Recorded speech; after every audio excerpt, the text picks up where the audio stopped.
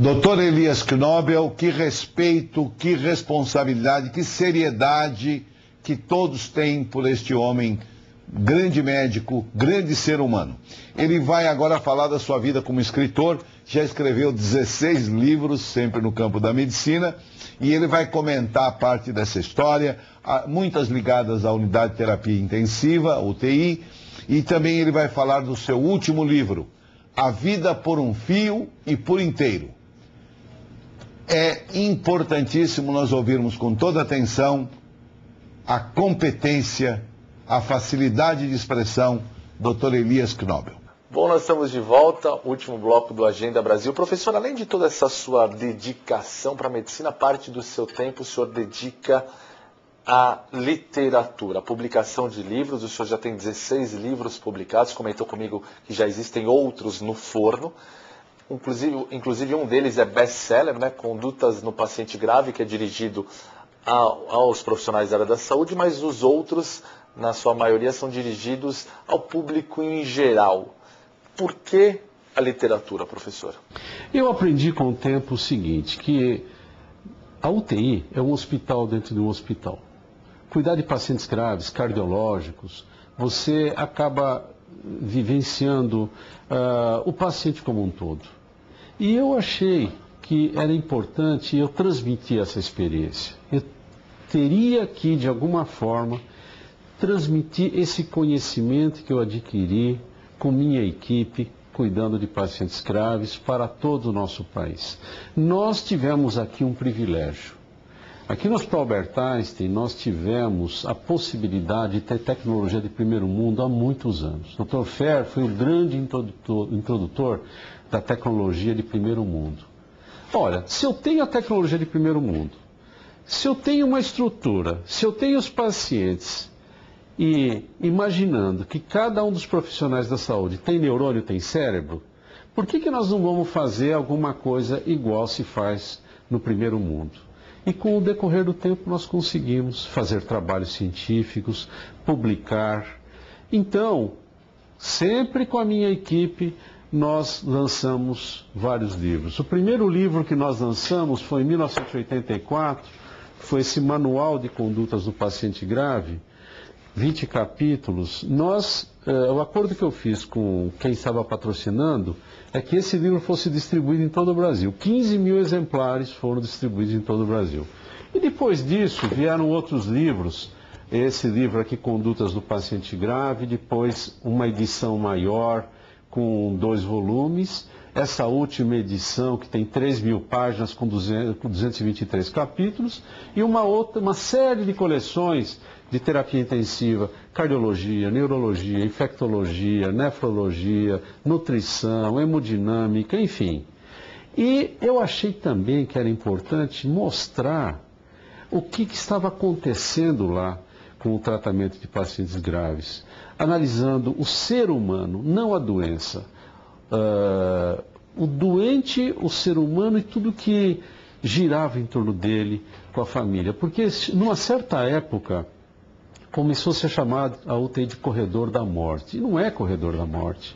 A maioria das pessoas vivem, é corredor da vida. Então eu comecei a mostrar algumas histórias. Histórias até curiosas, engraçadas, algumas histórias misteriosas, tem histórias tristes, tem aquela história da Noite de Amor na UTI, tem aquela do psicólogo casamenteiro, tem o Último Desejo. E eu fiquei muito feliz porque atraiu a curiosidade de muitas pessoas, a maioria das pessoas não médicas, que tinham assim um temor, eu não vou ler esse livro sobre UTI, que eu vou ficar com medo, vou ficar assustado. Nada, são histórias de vida, porque a vida continua. E agora, recentemente, eu fiz um tipo de uma autobiografia. Eu conto minha história desde que eu saí de Marília. A Vida por um Fio e por Inteiro, né? Esse livro chamado A Vida por um Fio e por Inteiro, em que eu conto algumas histórias, mas eu conto como foi a trajetória, como foi a estrutura de organização de um serviço que, quando eu entrei, tinha 4 leitos na unidade intensiva e 4 leitos na unidade semi-intensiva. E quando eu deixei a coordenação administrativa da UTI, A UTI tinha 40 leitos de unidade intensiva, 40 leitos de unidade semi-intensiva, 20 leitos de unidade coronária, uma das grandes UTIs do mundo. E a nossa UTI ficou conhecida em todo o mundo pelo valor dos seus profissionais, pelo valor da instituição, pelos trabalhos científicos que foram feitos aqui. E nesse livro eu conto tudo isso. Como que foi ensino e pesquisa, como que foram os conceitos de gestão, a gestão de um serviço, foi tudo intuitivo. Eu não cheguei a fazer nunca um curso de administração, mas nós implantamos um organograma matricial, nós começamos a discutir entre a equipe, nós precisamos avaliar como que nós estamos funcionando. E aí nós começamos a aplicar alguns conceitos que depois nós viemos saber que se chamavam de indicadores, benchmark, fizemos trabalhos maravilhosos. Foi a primeira UTI do mundo a tirar o certificado ISO 9000. E depois veio a Joint Commission, e eu confesso para vocês que tudo isso eu faço sempre questão de dizer. É um trabalho de time, de equipe, médicos, enfermeiros, fisioterapeutas, todo mundo. E eu tive o privilégio de liderar essa equipe. Então hoje eu vou para qualquer lugar do mundo e eu me sinto em casa. Dou aulas na Europa, na América do Sul, em outros países, me sinto em casa. Eu estou em casa. Mas aqui tem uma essência maior. Aqui tem a essência, para mim, do que é ser médico. A tecnologia é importante, mas a medicina, para mim, é a essência de tudo. A essência de tudo que nós fazemos é uma coisa só: focar no paciente. O resto tudo é consequência ou suporte. Nós temos que focar no paciente. Na hora que... Um pouco daquele conceito médico de família? Conceito de médico de família. Eu ainda consegui me manter, eu e meu filho. Nós somos médicos de família.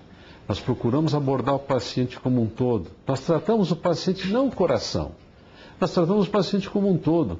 A parte de psicologia, a parte de humanização, a parte infectológica, pneumológica, etc. Porque não existe doença, existe o paciente.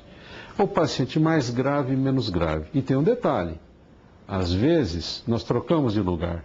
Na hora que se troca de lugar, aí você vê como é importante você ter um profissional que te vê como gente e não como objeto, não como número. Porque a medicina hoje em dia, eu tenho um capítulo aqui que eu chamo a medicina dos 10. O médico é desprofissionalizado, o paciente é despersonalizado. Entra o seguinte, número 2, número 3 da fila. A profissão é desumanizada e a medicina acaba sendo descaracterizada. Então é a medicina do 10. Aí o médico fica desanimado, desautorizado nos serviços da periferia. Ele acaba ficando de uma forma assim que ele entra num esquema, numa máquina. Ele acaba sendo aquele indivíduo considerado o valor de mercado, o objeto descartável. Ele não é considerado e dessa maneira ele joga em cima do paciente isso.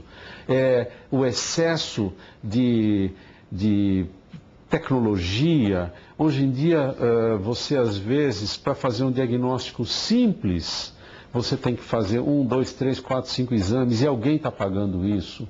Ou é a fonte seguradora, ou você, ou o governo. E às vezes você conversando com o paciente, você examinando, aquele exame clínico clássico, você diagnostica.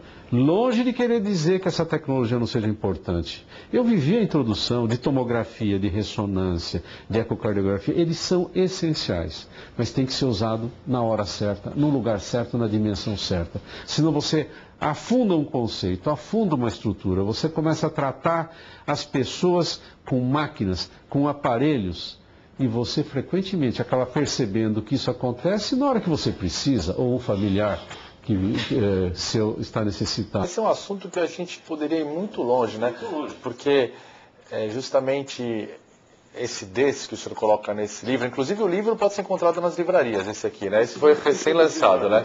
Esse está em todas as livrarias, é uma dica que a gente dá para conhecer um pouco mais da história do professor Elias Knobel, conhecer um pouco mais de todas essas histórias que ele está contando para a gente. Professor Elias Knobel, eu quero agradecer a sua participação. Esse meu livro aqui eu termino com 2 frases essenciais. Uma frase parafraseando Fernando Pessoa. Eu tive muitas pedras no meu caminho, e que se fosse juntar todas, o Fernando Pessoa disse que construiria um castelo, e eu construiria muitos hospitais. E eu gostaria de dizer o seguinte, que a vida da gente, ela só pode ser compreendida quando a gente olha para trás, mas ela só pode ser vivida olhando-se para frente. Eu, graças a Deus, me sinto bem, tenho saúde, trabalho igual 30, 40 anos atrás, e quero continuar assim para terminar os meus projetos, que graças a Deus são muitos e muitos e muitos. Relembrando o passado e com dignidade vivendo o futuro. Exatamente. Professor, obrigado. Obrigado. Mais sucesso ainda para o senhor, muita sorte, saúde e paz para o senhor e para toda a sua família. Obrigado por nos receber. É com você, Marcos Arbeitmann. Doutor Elias Knobel, muito obrigado por participar conosco aqui na Agenda Brasil. Agenda Brasil, agradecemos de coração por permitir entrarmos em seu lar. Muito obrigado.